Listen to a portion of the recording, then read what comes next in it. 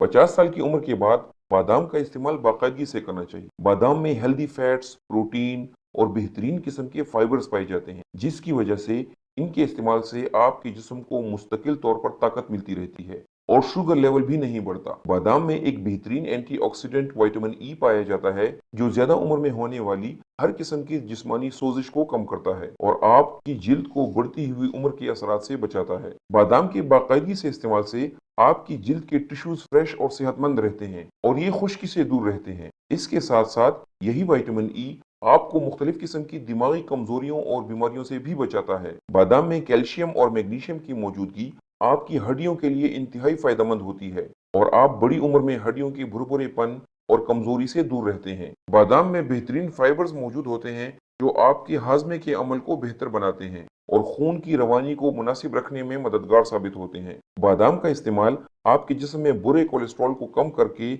आपकी दिल की सेहत को फायदा देता है।